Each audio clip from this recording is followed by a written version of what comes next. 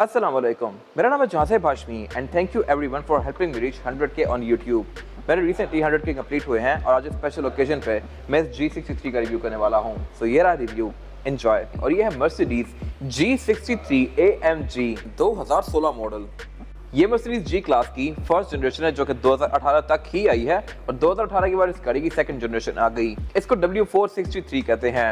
464 वाली गाड़ी इंजन के लिहाज से छोटी है, उसमें इंजन 4.0 आता है, लेकिन ये गाड़ी 5.5 litre V8 twin turbo engine के साथ आती है और परफॉर्मेंस के लिहाज से ये गाड़ी बहुत जबरदस्त है। और इस गाड़ी में ऐसी और भी बहुत सारी चीजें आती हैं जो कि कोई और एसयूवी ऑफर नहीं करती और इसके अलावा इस गाड़ी के साथ एक बड़ी सेंटिमेंटल वैल्यू भी है लोगों की। खैर, वर्ल्ड वाइड और स्पेशली अरब कंट्रीज में और रशिया में इस गाड़ी की काफी अच्छी खासी फैन बेस है। इवन रशिया के प्रेसिडेंट भी इसी कार में ट्रैवल करता है और इसकी वजह क्या है मैं आगे कवर करूंगा। लुक्स के लिहाज से ये गाड़ी बड़ी विंटेज सी है। इसी तरह इस गाड़ी के दरवाजों की साउंड, इंटीरियर की लुक्स और उसके अलावा बाकी ओवरऑल फ्रंट और बैक के लिहाज से भी ये गाड़ी बड़ी विंटेज से फील देती है और इस गाड़ी का यूनिक सेलिंग पॉइंट ही यही है। फिर इसके अलावा क्योंकि ये गाड़ी मर्सिडीज AMG है तो ये परफॉर्मेंस के लिहाज से बहुत जबरदस्त है। ये सारी चीजें मैं आगे कवर करूंगा इस रिव्यू में, तो ये रिव्यू एंड तक देखिएगा। इसकी डिमांड 11.5 करोड़ रुपए है और ये गाड़ी साइकिल मोटरस्पोर्ट के पास अवेलेबल है। अगर आपने इस गाड़ी के बारे में कोई इन्फॉर्मेशन लेनी है तो आप इस दिए गए नंबर पे कॉल कर सकते हैं या फिर आप साइकिल मोटरस्पोर्ट को विजिट कर सकते हैं जो कि रावलपिंडी में DH2 के गेट 1 के ऑपोजिट लोकेटेड है। साइकिल मोटर्स की इसके अलावा एक और ब्रांच भी है जो कि रावलपिंडी में मरी रोड पे लोकेटेड है। इन दोनों ब्रांचेस पे गाड़ियों की बाइंग या सेलिंग ही नहीं बल्कि गाड़ियों में काम भी किए जाते हैं, जैसे कि tints, wrap, ceramic coating, PPF, graphene coating, facelift और इसके अलावा फिर यहाँ पे एक पेंट बूथ भी अवेलेबल है जहाँ पे गाड़ियों में बेस्ट क्वालिटी का पेंट किया जाता है। सो गाड़ियों में किसी भी तरह के काम के लिए Cycle Motorsports is the place. Overall it's a great G63 and today I am going to review it. Let's start with the exterior of this car. ये इस गाड़ी का फ्रंट लुक है और लुक्स के लिहाज से हर किसी की अपनी ओपिनियन है। पाकिस्तान में जो लोगों की मेंटालिटी है मोस्टली लोगों को ये गाड़ी की बहुत ज़्यादा पसंद नहीं आती। मैं भी कह सकते हैं कि उनमें से एक ही हूँ, लेकिन ये गाड़ी वर्ल्ड वाइड बहुत ज़्यादा डिजायरेबल है। पाकिस्तान क्योंकि थोड़ी सी थर्ड वर्ल्ड कंट्री है तो यहाँ पे SUV जैसे प्राडो, लेक्सस वगैरह इस तरह की गाड़ियों की बहुत ज़्यादा वैल्यू है और इस तरह की विंटेज कार्स की इतनी ज़्यादा वैल्यू नहीं है, जबकि वर्ल्ड वाइड इस गाड़ी की ज़्यादा वैल्यू है। ये गाड़ी प्रॉपर एक आर्मर्ड व्हीकल या फिर मिलिट्री कार जैसी फील देती है और इसके अलावा ये गाड़ी लग्जरी के लिहाज से भी बहुत ज़्यादा लोडेड है। प्लस इंजन भी इसका बहुत सारा पावरफुल है जो कि इस गाड़ी का कंप्लीट पैकेज बनाता है। यही वजह है कि ये गाड़ी अरब कंट्रीज में बहुत ज़्यादा फेमस है क्योंकि ये गाड़ी रैली के लिहाज से प्रॉपर एक बीस्ट है और इसके अलावा इसकी राइड की भी एक अपनी ही फील है। अगर बात की जाए इसके फ्रंट लुक की तो फ्रंट पे फीचर अच्छे दिए गए हैं। इस तरह से कि इस गाड़ी में फ्रंट पे पार्किंग सेंसर्स आते हैं और रडार भी आता है। रडार यहाँ पे इसका नंबर प्लेट के पीछे दिया गया है जो कि इस गाड़ी के बहुत सारे फीचर्स को इनेबल करता है और ये सारे मैं आगे जाकर कवर करूँगा भी। इसमें लेन डिपार्चर असिस्ट भी आता है। फिर इसके अलावा इस गाड़ी में जो पार्किंग सेंसर्स हैं वो यहाँ साइड तक दिए गए हैं। इवन अगर मैं यहाँ भी खड़ा हूँ तो ये गाड़ी इंडिकेट करेगी कि यहाँ पे कोई ऑब्स्टिकल है। और इसके अलावा अगर बात कीजिए इस गाड़ी की हेडलाइट की तो हेडलाइट में इसका एक प्रोटेक्शन लैंप दिया गया है और इसमें फिर DRL आती है यहाँ पे नीचे अलग से। इस गाड़ी का एक नया वर्जन आ गया है 2018 के बाद से जिसमें DRL हेडलाइट के अंदर ही कर दी गई है। फिर इसके अलावा अगर बात कीजिए इस गाड़ी के बोनेट की तो इसकी भी एक यूनिक सी लुक है। ये V शेप में है और इसके अलावा इसके फेंडर्स ये फाइबर के हैं। फिर इनके ऊपर इंडिकेटर्स दिए गए हैं और इसके अलावा अगर बात की जाए इसके और फेंडर्स की तो ये भी प्लास्टिक की फील ही देते हैं आपको। बाकी इस गाड़ी की जो विंड शील्ड है ये साइज के लिहाज से काफी छोटी सी है और ये ऑलमोस्ट वर्टिकल है, लेकिन अगर बात की जाए इसकी साइड्स की तो ये पूरी ही वर्टिकल है 90 डिग्री के ऊपर, जो कि मैं आगे कवर करूंगा अभी। फिर इसके अलावा ये गाड़ी G63 है तो इसकी वजह से इसका मर्सिडीज का एम्बलम ग्रिल के अंदर आता है और ऊपर यहाँ पे ये AMG वाला लोगो दिया गया है। और इसके अलावा ये गाड़ी चूंकि हाई परफॉर्मेंस वर्जन है तो इसमें रेडिएटर भी काफी सारे आते हैं। आप सोच रहे होंगे कि इस गाड़ी में फॉग क्यों नहीं है। फॉग इस गाड़ी में इसलिए नहीं है क्योंकि इन दोनों ही ग्रिल्स के पीछे इसमें रेडिएटर दिए गए हैं। इसमें फ्रंट पे लिटरली आपको 4 रेडिएटर ग्रिल्स नजर आएंगी। एक यहाँ पे दी गई है छोटी सी, एक उस तरफ दी गई है, एक यहाँ नीचे दी गई है और फिर एक बड़ी ग्रिल इधर दी गई है। ऐसी grilles usually high performance car जैसे कि लैम्बोर्गिनीज के अंदर आती हैं and this car is not different. फिर इसके अलावा इवन इसके बोनेट के हिंजेस को भी सामने विजिबल रखा गया है। ये इसकी लुक में एक और अच्छा टच ऐड कर रहे हैं। इसके बाद अगर बात की जाए इस गाड़ी की साइड प्रोफाइल की तो लुक्स के लिहाज से ये गाड़ी प्रॉपर एक रगड ऑफ रोडर है। इसको W463 यानी मर्सिडीज G63 की फर्स्ट जनरेशन कहते हैं। ये गाड़ी क्योंकि G63 है तो लुक्स के लिहाज से ये गाड़ी ज़्यादा एग्रेसिव है और इसमें कुछ एक्स्ट्रा चीज़ें आती हैं जो कि सिंपल G क्लास में नहीं आती। जैसे कि इस गाड़ी में एग्जॉस्ट यहाँ पे दिए गए हैं, इसमें रियर बाई टर्बो की बैजिंग है, वेंटिलेटेड डिस्क ब्रेक्स हैं। ये सारा कुछ मैं कवर करूंगा अभी प्रॉपर साइड से। फिलहाल अगर बात की जाए फर्स्ट जनरेशन की तो ये एक प्रॉपर रगड ऑफ रोडर लगती है as compared to second generation. Second generation में सब कुछ काफी फ्लोई सा है, हेडलाइट थोड़ी जरा राउंड सी है, लेकिन ये गाड़ी एक प्रॉपर रगड कार लगती है। इसके अलावा वर्ल्ड वाइड 2 तरह के लोग होते हैं, एक तो जिनको ये गाड़ी बहुत पसंद आती है और एक जिनको बिल्कुल पसंद नहीं आती। पाकिस्तान में जो मोस्टली माइंड सेट है उस लिहाज से ये लोगों को गाड़ी इतनी पसंद नहीं आती, लेकिन वर्ल्ड वाइड इस गाड़ी की काफ़ी अच्छी फैन बेस है। खैर अगर बात की जाए फीचर की, तो फीचर यहाँ पे काफ़ी अच्छे दिए गए हैं। इस तरह से कि इस गाड़ी के साइड मिरर रिट्रैक्टेबल आते हैं, एडजस्टेबल आते हैं, इनमें ऑटो वाला फीचर भी है और उसके अलावा फिर इनमें ब्लाइंड स्पॉट मॉनिटर्स भी दिए गए हैं। इसकी जो लुक है ये मोस्टली वैसी ही है जैसा कि इस एडा की E क्लास में आते थे या C क्लास में आते थे, बट ये साइज़ के लिहाज से थोड़े ज़्यादा बड़े हैं। फिर इसके अलावा यहाँ पे AMG की बैजिंग दी गई है, स्ट्रक्चर लाइन्स काफ़ी स्ट्रॉन्ग दी गई हैं और वीट बाई टर्बो की बैजिंग भी दी गई है। और इसके अलावा इस गाड़ी की व्हील आर्चेस भी काफ़ी स्ट्रॉन्ग दी गई हैं जो कि प्लास्टिक की फिनिश में है। फिर इसके अलावा ये इस गाड़ी के G63 वाले रिम है और इसके फ्रंट पे एक इंडिकेटर आता है जो कि इसकी लुक में एक काफ़ी विंटेज सा टच ऐड करता है। इसके बाद अगर बात की जाए इस गाड़ी की साइड प्रोफाइल की, तो इसकी लुक्स काफ़ी बॉक्सी सी हैं, लेकिन इसके जो बायर्स हैं उनको यही चीज़ पसंद आती है। इस गाड़ी का ये बॉक्सी शेप ही इसका यूनिक सेलिंग पॉइंट है। फिर इसके अलावा यहाँ पे करेक्टर लाइन्स काफ़ी स्ट्रॉन्ग दी गई हैं और ये काफ़ी ओल्ड स्कूल सी हैं। विंटेज कार्स में इस तरह की करेक्टर लाइन्स आती थी जो कि अभी भी कंटिन्यू की गई हैं इस गाड़ी में। और इसके अलावा इस गाड़ी के डोर्स की साउंड भी वर्ल्ड वाइड बहुत ज़्यादा पॉपुलर है, सुनिएगा। और इसके अलावा फिर इसके जो डोर हैंडल्स हैं ये भी अनकन्वेंशनल से हैं। इस तरह की साउंड पाकिस्तान में आपको चीप कार्स में सुनने को मिलेगी, लेकिन इसकी एक अपनी साउंड है जिसकी वर्ल्ड वाइड काफ़ी ह्यूज फैन बेस है। फिर इसके अलावा स्टेप बार इस गाड़ी में काफ़ी मैसिव आते हैं और ये क्रोम की फिनिश में है और इसकी विंडोज ऑलमोस्ट 90 डिग्री के एंगल पे हैं। इसकी वजह से इस गाड़ी में एक नॉन फॉल्ट आप कह सकते हैं वो आता है जो कि मैं आगे जाके कवर करूँगा। अभी इसके कैबिन में मल्टीपल रिफ्लेक्शंस बनते हैं, जैसे अगर गाड़ी कोई यहाँ पे है तो आपको लगेगा गाड़ी आपके राइट साइड पे है। किस तरह से मैं आगे कवर करूँगा अभी। फिलहाल अगर बात कीजिए इसकी विंडोज के ऊपर की, तो विंडोज के ऊपर इसके एक रूफ रेल दी गई है जो कि बारिश में इसकी छत के पानी को ड्रेन करती है। बारिश का पानी बह के दरवाजों से अंदर ना जाए तो इसलिए इसमें ऊपर एक रूफ रेल दी गई है। बाकी इसके अलावा ये गाड़ी क्योंकि G63 वर्जन है तो इसमें साइड पे ये 2 एग्जॉस्ट आते हैं, इस साइड पे भी उस साइड पे भी, और ये एग्जॉस्ट काफ़ी लाउड हैं। इनके साउंड मैं आपको आगे चेक कराऊंगा। और इसके अलावा इस गाड़ी में एक और बड़ी ज़बरदस्त चीज़ आती है जो कि आपको बहुत कम SUVs में देखने को मिलती है और वो है 3 लॉकिंग डिफरेंशियल। इसमें फ्रंट, सेंटर और रेयर का अलग अलग ऑप्शन दिया गया है जो कि अगेन मैं आगे जाके दिखाऊंगा आपको। फिर इसके अलावा ये गाड़ी रिम साइज भी 20 इंचेस ऑफर करती है और इसमें फ्रंट और बैक दोनों पे डिस्क ब्रेक्स वेंटिलेटेड आती हैं। इनमें पंच होल्स दिए गए हैं जो कि इसकी ब्रेक्स को ठंडा होने में थोड़ा ज़्यादा हेल्प करते हैं। और इसके अलावा ये ब्रेक्स परफॉर्मेंस कार्स में नहीं आती हैं, यूजुअली आपको ये सिंपल कार्स में देखने को नहीं मिलेंगी। स्पेशली जो AMG वाली कार्स हो गई या फिर हाई परफॉर्मेंस कार्स हो गई किसी भी ब्रांड की, उनमें आपको डिस्क ऐसी देखने को मिलेगी।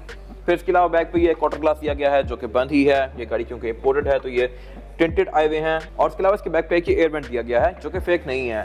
इस गाड़ी में हर चीज़ फंक्शनल है, इसमें ऐसा कुछ भी नहीं है जो कि एम बस फेक लगाया हुआ हो या लुक ऐड करने के लिए हो। हर चीज़ गाड़ी में किसी पर्पस की वजह से है। इसके अंदर यहाँ पे वेंट्स दिए गए हैं जो कि ट्रंक के अंदर एयर सर्कुलेट किए रखते हैं। इसके बाद अगर बात की जाए इस गाड़ी के रियर लुक की, तो ये वो एरिया है जो कि इस गाड़ी में आपको सबसे ज़्यादा बॉक्सी लगेगा। यहाँ पे आपको लिटरली प्रॉपर एक बॉक्स बना हुआ नजर आएगा जो कि इस गाड़ी का रियर एंड है। और उसके अलावा यहाँ पे कुछ भी बहुत फ्लैशी नहीं दिया गया, सब कुछ यहाँ पे बिल्कुल सिंपल सा है। बेशक इस गाड़ी की टेल लाइट्स हों, टेल लाइट्स के अंदर इसके इवन हेलोजन लैंप्स आते हैं। ये गाड़ी अच्छी खासी महंगी है बट स्टिल इसके अंदर ये हेलोजन रिवर्स ब्रेक वगैरह दिए गए हैं जो कि मेरे ख्याल से LED होते तो अच्छी बात थी। फिर इसके अलावा अगर बात कीजिए फीचर्स की, तो यहाँ पे बैक पे पार्किंग सेंसर आते हैं, टो हुक आता है, रेयर फॉग आती है और इसके अलावा फिर रेयर कैमरा भी आता है विंडशील्ड वॉशर के साथ। रेयर विंडशील्ड इसकी काफ़ी बड़ी है लेकिन स्पेयर टायर की वजह से काफ़ी हद तक कॉम्प्रोमाइज भी है और स्पेयर टायर भी इसका यहाँ पे देने की पीछे वजह है इस गाड़ी की एस्थेटिक्स। ये स्पेयर टायर कहीं और भी आ सकता था, नीचे आ सकता था, ट्रंक के अंदर आ सकता था, लेकिन इसको बैक पे ही दिया गया है इसका एक एस्थेटिक लुक बनाए रखने के लिए। फिर इसके अलावा इस गाड़ी में टेल गेट साइड हिंज्ड आता है, यानी कि आप इसको राइट साइड से इस तरह से ओपन करेंगे लाइक दिस। और ये इस गाड़ी की ट्रंक कैपेसिटी जो कि अच्छी खासी स्पेशियस है। यहाँ पे आप 4 से 5 लोगों का लगेज आसानी से रख सकते हैं। और इसके अलावा इसमें डॉग्स वगैरह के लिए एक नेट भी दिया हुआ है। अगर आपको यहाँ पे पेट रखते हैं तो आप इसको नेट को लगा के उसको कैबिन के अंदर से रोक सकते हैं। अगर पेट नहीं है तो आप इसको उतार भी सकते हैं। फिर इसके अलावा इसकी ट्रंक के अंदर एक बूट सेपरेटर आता है और बाकी यहाँ पे कुछ भी नहीं दिया गया, जस्ट नेट्स हैं और इसके अलावा ट्रंक की लाइट्स दी गई हैं। फिर इसके अलावा इसकी ट्रंक पे ये AMG की फिल दी गई है जो कि डेफिनेटली 63 वाली कार के अंदर ही आती है, G63 में।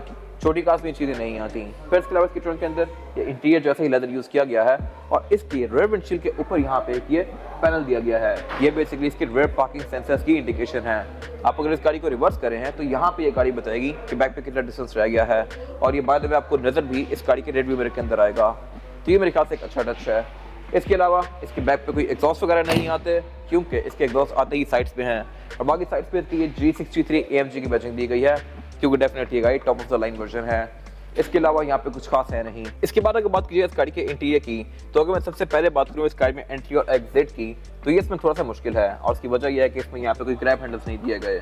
अगर ग्रैब हैंडल होते तो मेरे ख्याल से अच्छी बात थी। लेक्सस V8 वगैरह ऑफर करती हैं जिसको आप पकड़ के बड़ी आसानी से बैठ सकते हैं, बट इसमें ऐसा कुछ नहीं है। आपको या तो डोर पकड़ के या फिर स्टीयरिंग पकड़ के इसमें बैठना पड़ेगा, तो इसमें एंट्री थोड़ा सा मुश्किल है। और इसके अलावा अगर बात की जाए इस गाड़ी के इंटीरियर की, तो इंटीरियर में इसके फीचर्स तो बहुत सारे दिए गए हैं, लेकिन यहाँ भी एक एस्थेटिक सा लुक मेंटेन किया गया है। यहाँ पे हर चीज़ बड़ी सिंपल सी है और इसके अलावा इवन इसका डैशबोर्ड भी बहुत ज़्यादा मैसिव नहीं है। इसके अलावा अगर बात की जाए इस गाड़ी के स्टीयरिंग व्हील की, तो स्टीयरिंग व्हील इस गाड़ी का 4 स्पोक है और ये स्टीयरिंग व्हील E क्लास में भी आता है और कुछ हद तक C क्लास में भी आता है, लेकिन फीचर्स के लिहाज से ये सबसे ज़्यादा इक्विप्ड है G63 वाली कार में। इस तरह से कि इसमें लेफ्ट पे जो कंट्रोल दिए गए हैं ये MID डिस्प्ले के हैं, राइट पे जो कंट्रोल दिए गए हैं मल्टीमीडिया सिस्टम के हैं, लेकिन इसमें पैडल शिफ्टर्स भी आते हैं और ये पैडल शिफ्टर्स प्रॉपर मेटल की फिनिश में हैं और ये काफ़ी मैसिव हैं। राइट से आप अप शिफ्ट करेंगे, लेफ्ट से डाउन शिफ्ट करेंगे, जबकि बाकी सारी क्लासेस के अंदर ये प्लास्टिक के आते हैं और छोटे से आते हैं। फिर इसके अलावा एयरबैग की गाड़ी टोटल 9 ऑफर करती है, एक स्टीयरिंग व्हील में, एक डैशबोर्ड में, 4 पिलर्स में, 2 सीट्स के साइड पर और फिर ड्राइवर के नी पे। और इसके अलावा अगर बात की जाए इस गाड़ी की हेडलाइट के कंट्रोल की, तो ये इसमें मोस्टली मर्सिडीज की कार्स जैसे हैं। इनमें ऑटो का फीचर आता है, रेयर फॉग आती है और बाकी फ्रंट पे पार्किंग वगैरह आती हैं। और इसके अलावा डेफिनेटली आप इसके एट अ टाइम एक तरफ की लाइट्स को भी ऑन कर सकते हैं पार्किंग के लिहाज से। फिर इसके अलावा वाइपर इस गाड़ी में रेन सेंसिंग नहीं आते। और इसके अलावा अगर बात कीजिए इस गाड़ी के मीटर की, तो ये भी लुक्स के लिहाज से काफ़ी एग्रेसिव है as compared to any other car. इस गाड़ी का मेन पर्पस ही इस गाड़ी की परफॉर्मेंस है। ये गाड़ी अगर आप ड्राइव करके देखें तो ये बहुत ज़्यादा तेज़ है। एक तो ये गाड़ी है भी ऑल व्हील ड्राइव, फिर 5.5 लीटर V8 भी है और फिर ट्विन टर्बो भी है, तो इसकी परफॉर्मेंस के लिहाज से आपको बहुत ज़्यादा मजा आने वाला है। और अगर बात कीजिए इस गाड़ी के मीटर की, तो ये भी डेफिनेटली इस गाड़ी के परफॉर्मेंस फिगर्स को मैच करने के हिसाब से बनाया गया है। इसमें जो स्पीड लिमिट है वो 180 माइल्स पर आवर तक है और ये गाड़ी 0 to 100 भी बहुत क्विक करती है। इसमें आपको लिटरली परफॉर्मेंस और पावर फील होती है।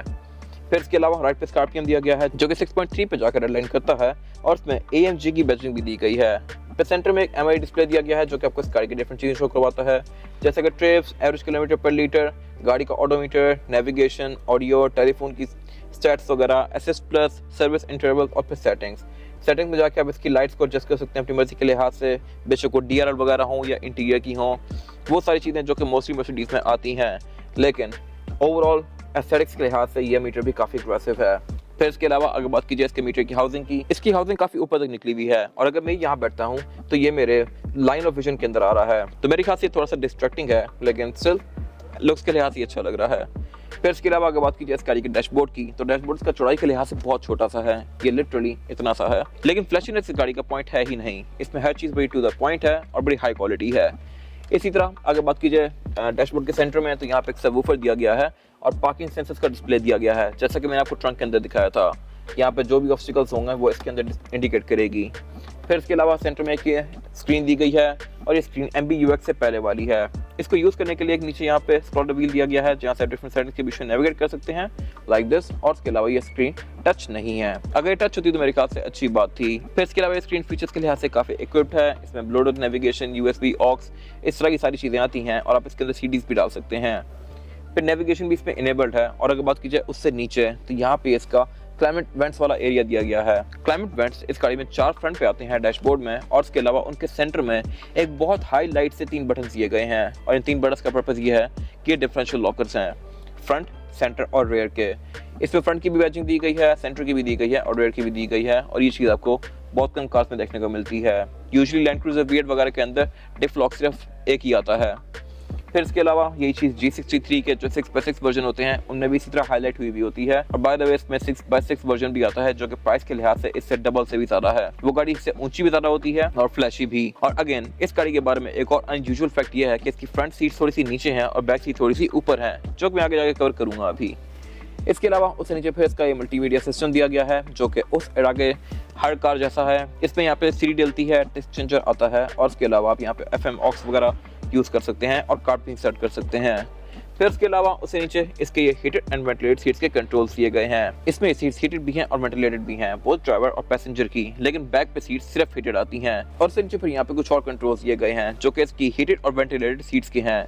इसमें फ्रंट दोनों सीट्स हीटेड और वेंटिलेटेड आती हैं, लेकिन बैक पे दोनों सीट्स सिर्फ हीटेड आती हैं, उनमें वेंटिलेटेड वाला फंक्शन नहीं दिया गया। फिर इसके अलावा यहाँ पे एक इसका ट्रैक्शन कंट्रोल ऑफ करने का बटन दिया गया है, हेडलाइट का बटन दिया गया है और इको आइडलिंग का बटन दिया गया है।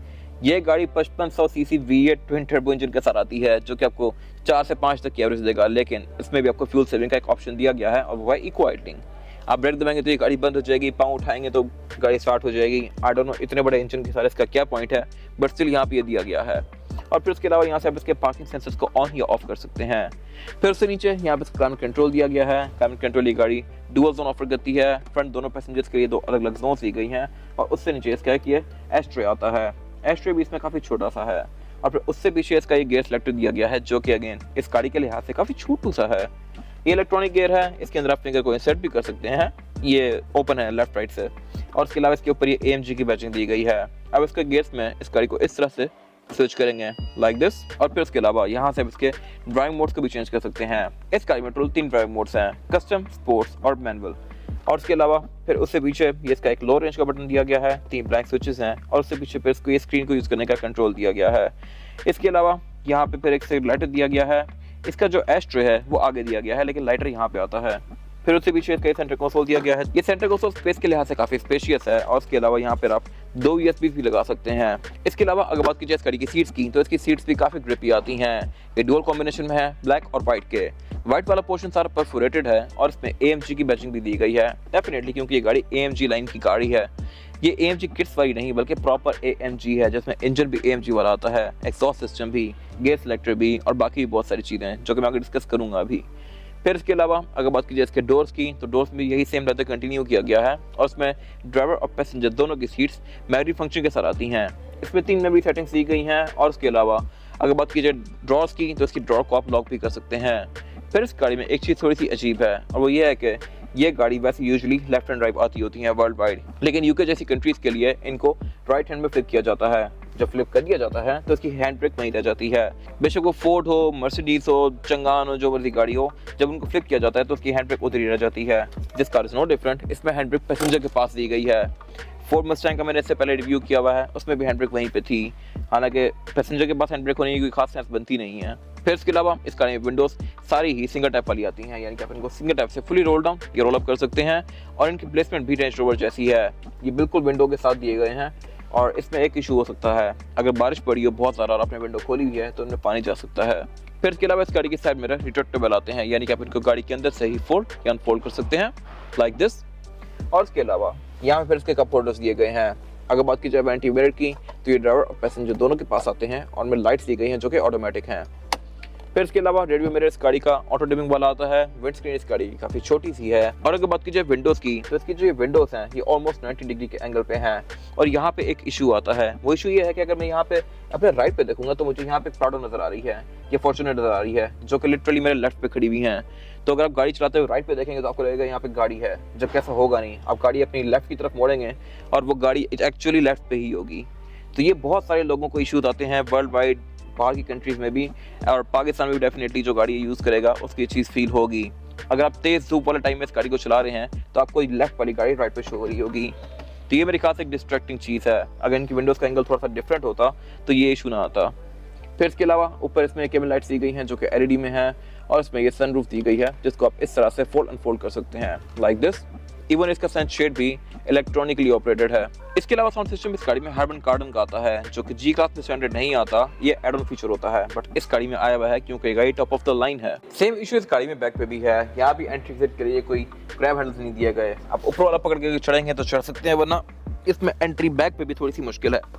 फिर इसके अलावा अगर बात की जाए कैपेसिटी की, तो यहाँ पे ये कोई बहुत ज़्यादा स्पेशियस नहीं है। मेरे पास लेगरूम यहाँ पे बिल्कुल पूरा है।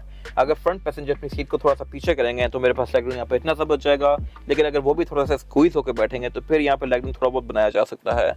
लेकिन डेफिनेटली ये गाड़ी क्योंकि जिस सेगमेंट को टारगेट करती है वहाँ पे बहुत सारा लोग ट्रैवल करते ही नहीं है एक गाड़ी में, उनके पास मल्टीपल कार्स होती हैं और एक गाड़ी में यूजुअली 1 या 2 लोग ही ट्रैवल करते हैं। कुछ कंट्रीज़ में ये गाड़ी गवर्नमेंट भी यूज़ करती है, जैसे कि रशिया, और वहाँ का प्रेसिडेंट भी इवन G क्लास यूज़ करता है।